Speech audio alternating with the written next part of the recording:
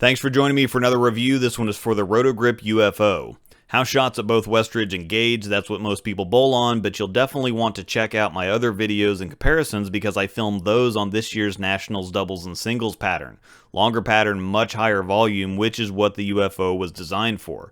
I switched things up with the layout. We went 5 by 3.5 by 2.5, which is stronger than I usually go, specifically on the down lane side of things, but the better my mechanics get, the stronger of a ball motion I like.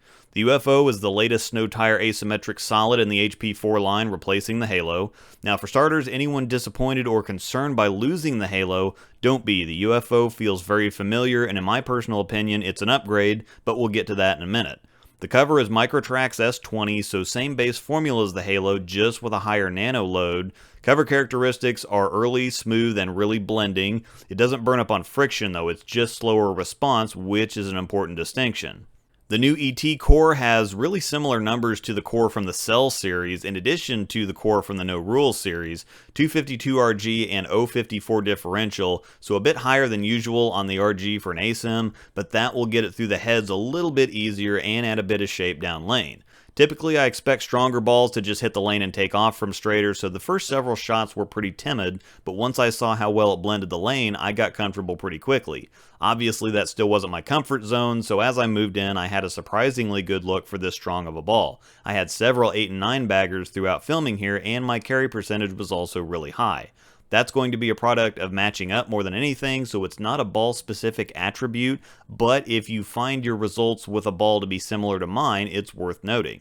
One key difference between the UFO and the Halo for me is the slight adjustment of the down lane shape. The UFO is a bit rounder and less defined here, but a bit more continuous. The gauge footage is really interesting, but it usually is. The more continuous motion of the UFO is really important for me in my game, as the Halo was just a bit too much ball for the straighter motion off the end of the pattern. As we bring in the Halo footage, you'll see it's a pretty minor nuance, which is easier felt and experienced than seen on video, but those with a keen eye for ball reaction will pick up on it. Here the hook potential is virtually identical. I can't feel any real difference there, but the on-lane experience just feels better for me with the UFO than it did with the Halo. Moving to Gage, there's a whole lot of wow to be had here, and a critically important note that I'll make first. Sanded solids don't look good here. Polished solids don't look much better. They tend to hook early and puke down lane. There's only a handful of solids that actually look decent, let alone good. The UFO looks amazing. I mean, it hooks a ton, but it doesn't burn any energy. It picks up strong and it drives. Obviously, I'm comfortable with it once I've moved in a little bit. It gives me plenty of room. It's actually playable on both the house shots, surprisingly, and I can get quite a bit deeper with it than I can with the Halo. The angles get a little steep in here where I really shouldn't be using it from, but it was surprisingly good. I'm not sure I've been able to play both straight and cover this many boards with a solid before, and do it effectively anyway. Some have been good from straighter and some from deeper, but the UFO looks good from anywhere. While it was smoother at Westridge, here it's sharper than I've seen just about any nano-based cover, and between both houses, it's remarkably continuous and powerful. As you'll see in the other videos as well, I only left one 4-pin throughout filming, but I tripped or caved at least a dozen of them. Again, carry's more about matching up, but it does speak to the nature of the ball. Despite these conditions obviously being too dry for it, it's not burning energy, it's not giving up, it's still very strong on the back end and through the pins. The amount of torque this core creates is impressive. It makes the pins active, and it gives me a lot of confidence in execution. I can be firm with it and get through it well without worrying about it being weak or flat. I can be aggressive with it, and it'll respond. The Halo was a good ball, and it did a lot of things well, but I can't see one thing about it that the UFO doesn't at least match, and several that it improves on. I know I just said this about the Halo Vision, but this is once again a new standard in hook potential, and it's not just hook in a box, it's effective hook. Make sure to check out my other videos. As good as it looks here, its performance on the conditions it was designed for is stunning. The UFO releases on January 17th. Thanks for watching. Thanks for joining me for another in-depth episode. This one is for the UFO. This has quickly become my favorite series to write for because coming from the pro shop world, the details are what matter the most to me. There are a lot of bowling balls out there, and most look good on a house shot in league, but the details or nuances of ball reaction are what can separate them and keep certain ones in your bag and other ones out. For this video and my comparisons, I bowled on the 2019 Open Championship singles and doubles pattern, which is higher volume at over 28 mils and medium long at 42 feet, using Kegel Terrain Conditioner, which is their highest viscosity oil. This is where the UFO should be at home. It's Roto's strongest cover formula, strong and torquey asymmetric core. Conditions like these are what this ball's built for, and I think it's pretty easy to see how much better it looks on this than the house shot. It doesn't look bad on the house shot. I was actually rather impressed, but on this shot I can focus more on execution than getting the ball down the lane. When I'm prepping for nationals every year, this is the center I like to practice at. At Westridge, everything kind of looks the same, and ball reaction is quite a bit smoother, so it tends to make tougher patterns a lot softer or easier than they should be. The surface here is much newer, very close to what we see at nationals, and this feels exactly like what we bowled on this year. If you'd like to compare for yourself, remember that I did upload our nationals videos from this year. I wasn't using these particular balls, of course, but reaction looks and feels similar. There's enough oil up front to let you roll it how you wanted, and a higher than usual amount of shape down lane. The gutter was in play this year, so I just went right for it, and it's undeniably impressive. In the comparison videos to the Halo and Physics, that's where the full impact of how much this ball hooks and how powerful it still manages to be really hits you, but for this video, we're just going to key in on the details of this one. Usually on the fresh at nationals is where you have the problems. Everything's tight across the board, ball surfaces are fresh, the reaction's super clean, so there's usually a lot of over-under until you get some games in and get the lanes transitioned to where they'll open up a little. This pattern did start out more playable, so while I'm not surprised that I had a pretty good look here, I am surprised at the extent of how good it is. There are a few tentative shots in there when I make my moves to different zones on the lane, as when I'm filming video, I can't really just follow the transition progression, but that just makes the reaction look even more impressive. I'm not just chasing the shot inside and using friction to make the ball hook. This is basically a fresh shot throughout filming, and I just get deeper and deeper and it keeps coming. You'd think that as the combination of volume and angle continues to increase the deeper I get, that it'd at least slow the ball down a little or make it work harder, but all it does is put the ball closer and closer to its wheelhouse. A few of these shots absolutely floored me. I got through several way too cleanly and just waved at a couple because I thought they were gone, and not only did they pull up, but they continued and drove through the deck. The strength of this ball can't be understated, and if you're watching and saying to yourself, this can't be the real pattern, there wasn't anywhere near that much friction out there, that's just this ball. The Physics and Halo reacted appropriately. They did exactly what I expected them to do. The UFO did not. My opinion and impressions of this ball changed considerably on this pattern. After filming at Westridge, what I thought I had was a rounder and slightly smoother halo, and that's obviously not the case. The UFO manages to get a lot of traction, a lot of shape, and a lot of power all into the same package, and usually there's a trade-off somewhere.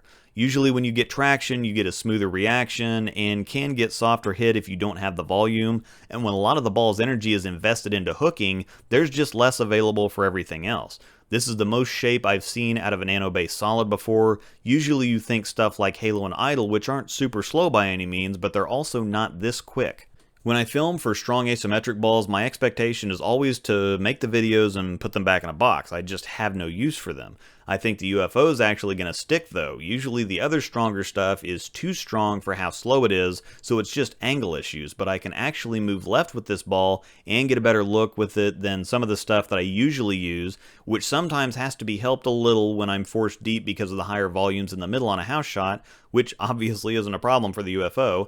It's odd to think about a nano-based asymmetric solid being considered a go-to ball when I get deep, but the proof is right here on the screen. I'm impressed, and to be quite honest, I didn't expect to be. I looked at the marketing materials and it's like, alright, cool, stronger halo, that'll hold down a shelf in the basement, and that didn't end up being close to the case. We'll see what happens come time for my 2-month review, but early indications are encouraging. Thanks for watching. Thanks for joining me for another video. This is the one I think people are really interested in, the comparison of the UFO to the Halo. The Halo shares the same cover as the Idol, which is Microtrack's S18, and it's a nano-based cover. Nanotech is also the base for Storm's NRG cover stock, which made its debut on the Virtual Gravity Nano. The characteristics of Nano are early and smooth, it blends wet dry very well, and it's built for effective traction. Nano cover balls are usually very easy to recognize no matter whether they're solid, hybrid, or pearl, though a ball like the Physics creates a more dynamic look than we usually see out of this cover. In my opinion, the UFO joins it. We're on the 2019 USBC Open Championships doubles and singles pattern, which is over 28 mils and 42 feet long, so heavier volume and medium long, and as we're watching the Halo, the reaction I got makes sense. I said in the in-depth video that this is where I practice for nationals, specifically because the reaction's so close, and this feels exactly like what I bowled on in Vegas this year. We're seeing traction and a really nice motion out of the halo. It's a very comfortable reaction because it fits. This is the kind of condition the ball was designed for. I don't have to throw it or chuck it to get it down the lane, and because the oil helps get it down the lane, it shapes strongly without being jerky, so I don't have to try and help it finish either. Any nano-based solid cover won't ever be described as jerky on anything, but the issue most people usually have is that the ball hooks a lot, so they have to increase speed to get it down the lane, at which point it doesn't have enough time to transition through the stages of ball reaction properly, and that results in it being too slow or lazy down lane because it's a naturally smoother cover to begin with, and because they're using the ball on a condition it wasn't designed for. Quite often, stronger balls like the Halo and UFO get described as pukey or soft or weak simply because they're being used on conditions they weren't made for. I think it's pretty obvious none of these things can be said about it when it's being used on the conditions it was designed for. It looks really good. One additional thing to notice, like I've said before, the halo is a bit straighter off the end of the pattern, so if you look closely when the ball hits friction, you can see the angle of the rotation begin to straighten out. This can be incredibly helpful on tougher patterns, as it can increase your control of the ball reaction. Now we enter the UFO, and here's where it gets interesting. This cover is Microtrax S20, and according to Roto, it's just got a heavier nano load, so stronger version of the Halo cover, basically. When I filmed at Westridge on the house shot, what I thought I had was a rounder and slightly slower Halo, and you might have gotten the same impression from the house footage of both on my straight review. They looked very similar at both houses, nearly indistinguishable without splitting hairs. However, after just a few shots already on the condition they were designed for, the UFO just flexes on the Halo. The amount it actually hooks is staggering, and while hook in and of itself means nothing, it's worthless if it's not beneficial, the combination of hook and torque and power that the UFO manages is pretty shocking. There's always a balance. Balls that are sharper on the back end might slap the pins around more, but they're more sensitive to oil and friction, while balls that aren't as sensitive can have a weaker pocket presence. The UFO is like the Halo went Super Saiyan, and I'm having a bit of trouble wrapping my head around it. I've been in a pro shop for over 15 years, and your life becomes about ball reaction because it's your job. Big stuff comes and goes, along with claims of this ball does something I've never seen before, this was the best ball at that, blah blah, but I'd hope by now that you know I'm going to shoot you straight. Yeah, I'm a Storm Roto guy, but ball reaction is always what I've been about, and there's a saying, there are no bad balls, just bad ball reactions. Even the undisputed worst ball ever made will have someone that completely disagrees and wishes they had 10 more of them. Ball reaction is all that matters, and finding the right reaction for your game and or the conditions you bowl on will always be king. You likely won't need the extent of what the UFO can do, but I can say that I haven't seen a ball do what the UFO can. Do you need all that? That's up to you and your PSO, but like Beyonce said, I don't think you're ready for this jelly. You just don't get everything the UFO puts together in one package, and that's pretty easy to see. I'm pretty excited to see Liz Johnson throw it. I think it's going to be all over the women's tour once their season starts. I also think guys like Norm Duke and Stu Williams are really going to like this one, though it's going to be much too strong for the bigger rev rates. So for those of you who were worried about losing the Halo, I wouldn't be. I think the UFO is an improvement across the board. Thanks for watching. Thanks for joining me for another video. This one is a comparison of the UFO to the physics on this year's 2019 USBC Open Championship singles and doubles pattern. The UFO features Microtrax S20 Solid, while the physics features NRG Hybrid. Both have asymmetric cores, the new ET core in the UFO, and the also fairly new atomic core in the physics. The reason I'm comparing these two is because both cover stocks are nano-based, and both have similar performing cores. They're very windy and aggressively continuous. Starting with the physics, I've always maintained that the amount of shape it has down lane for the amount of traction it gets is beyond compare. Nothing both hooks more and finishes harder. This has made it an invaluable addition to a lot of bags, both for league conditions and tougher ones. At box surface, obviously it's got a lot of traction. It's playing pretty far right on this pattern. It both has the strength to dig through the oil and the friction response to boom down lane, so it gives me a lot of confidence in execution. I can get through it well and just zing it down there and watch it punch. This is one of my favorite balls to throw because I really don't have to worry about it hooking or finishing. On this pattern though, as you can see, it's still a really heavy volume. Once I move inside, it can go just a bit long. The simple adjustment's all it takes, but like I said about the Halo in that comparison video, this feels appropriate, it feels normal. 28 plus mils is still a lot of oil, and even though 42 feet isn't crazy long, it's long enough, especially with that kind of volume. I still need to roll the physics, as strong and punchy as it is, to get it to shape properly on the back end. Getting it to shape period isn't a problem, but getting it to start up soon enough to get all the pins down requires just a tad bit slower speed out of me and a little heavier hand. Moving to the UFO, if you saw my Halo comparison, this is more of the same. The Halo is earlier and smoother than the Physics, but they both cover about the same amount of boards. The UFO, on the other hand, is in between the two in terms of shape, but a fair amount stronger in every other category. While the Physics, like the Halo, needed a bit of help when I started to move inside, the UFO actually needs help getting down the lane from straighter and moves into its comfort zone at about 3rd to 4th arrow. Those of you who have the Physics know it's plenty strong, revvy, and quick down lane, but this condition makes even it work a bit, while the UFO is just starting to be at home. This is felt even more than it's seen or shown on video, and I think it's plenty apparent enough on video. Again, the scope of use for the UFO won't be as high as for a ball like the Physics, but like I've remarked in the other videos, I think it's going to end up being usable more often than you'd think, specifically because of the strength of the revving and the back end move. A ball like the Halo didn't see much, if any, lane time for me because it was both too strong and too smooth for how strong it was. The UFO is more than you're going to need most of the time, but it still looked pretty good on the house shots in the regular review, good enough that it's going to get a hard look on everything. One small little twist here. The UFO is what I'd imagine a solid Physics would act like. I think it's going to be a bit before we get one of those, so for those who really want to see one or like the idea, I think this is virtually it, so that might perk your ears up. Thanks for watching. Thanks for joining me for another UFO comparison. This one is versus the Crux Prime. We're just on the house shots here, but the main key thing I wanted to focus on was the core differences because they're both designed with a specific but opposite purpose in mind.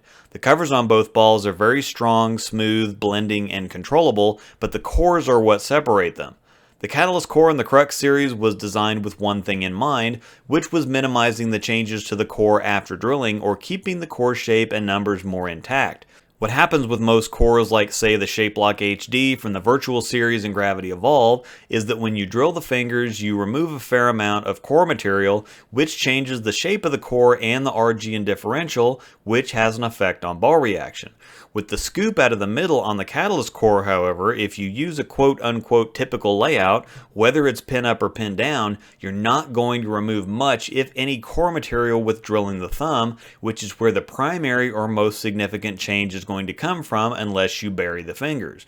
Most people use slugs or interchangeable thumbs, and so quite a bit of core material is typically taken out of the side of a core like the Shape Lock HD, which in effect makes the core taller, lowers the RG, and increases the differential. This change makes the ball roll or rev up sooner and flare more, which makes it more dynamic overall.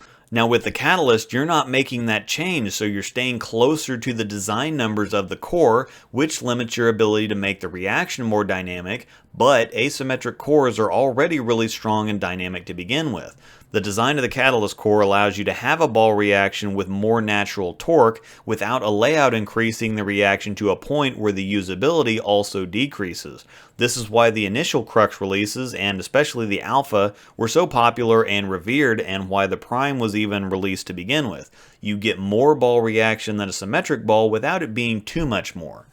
In the case of the UFO, however, the core was designed specifically to maximize or enhance ball reaction with the addition of the cavities at the bottom, and I think that you can see that pretty sharply on video.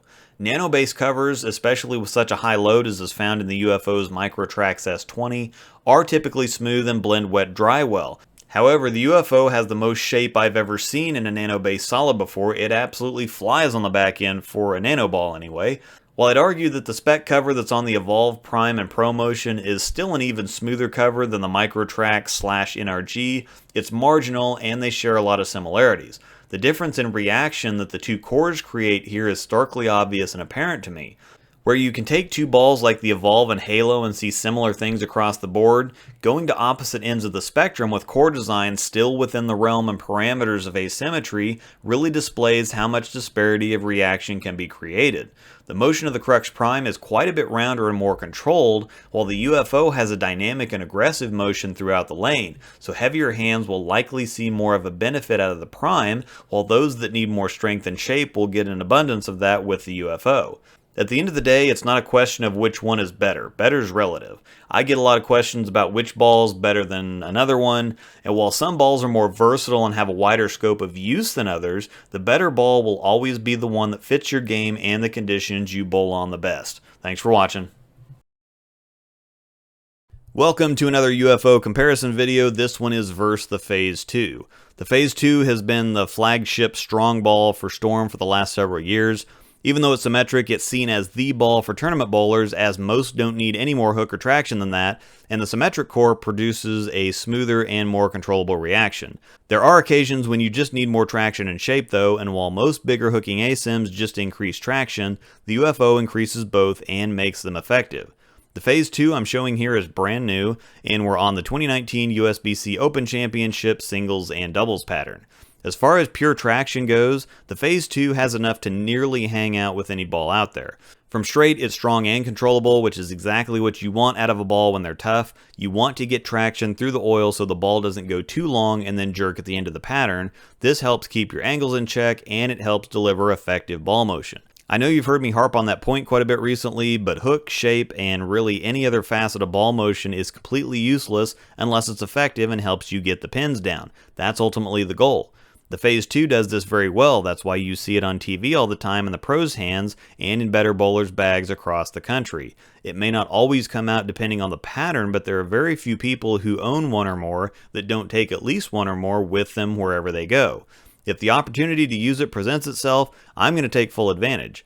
It controls the lane and gives you a powerful motion at and through the pins, but as you've seen here on a couple shots, when you run into true volume and the conditions start getting on the longer side, at some point a symmetric ball just isn't going to get it done, especially as you move deeper because the torque just isn't there on the back end to get it to move.